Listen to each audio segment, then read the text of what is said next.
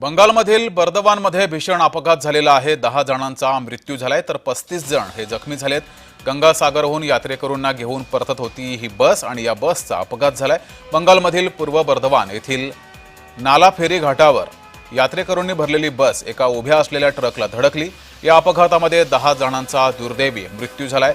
मृतांमध्ये 5 मुलांचा सुद्धा समावेश आहे तर 35 जण हे जखमी झालेत। जखमींवर बर्दवान मेडिकल कॉलेजमध्ये उपचार सुरू आहेत। बस गंगासागरहून बिहारमधील ठिकाणी जात होती। 45 यात्रेकरूंना घेऊन परतत होती। वेगाने येणाऱ्या बसचा चालक झोपी गेला आणि त्याचा या बसनं ट्रकला धडक दिली आणि हा अपघात झालाय। या धडकेमध्ये बसचा पुढचा भाग मोठ्या प्रमाणात खराब झालेला आहे, उद्ध्वस्त झालाय। राष्ट्रीय महामार्ग 19 वर हा अपघात झालेला आहे आणि दुर्दैवाने यामध्ये काही जणांचा मृत्यू झालाय। गंगासागरहून यात्रेकरूंना घेऊन ही बस परतत असताना हा अपघात झालाय। दरम्यान जखमींवर बर्दवान मेडिकल कॉलेजमध्ये उपचार सुरू आहेत। 35 जण हे जखमी आहेत, त्यांच्यावर उपचार सुरू आहेत।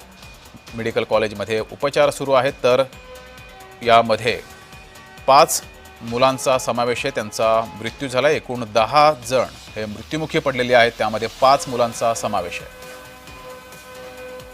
ही बस ट्रकला धडकली आणि त्यामुळे हा अपघात झाला। या अपघातामध्ये 10 जणांचा मृत्यू झालाय तर 35 जण हे जखमी झालेले आहेत। जखमींवर उपचार सुरू आहेत। ही दृश्य आपण पाहतोय, मोठा हा अपघात झालेला आहे। बस थेट ट्रकला धडकली।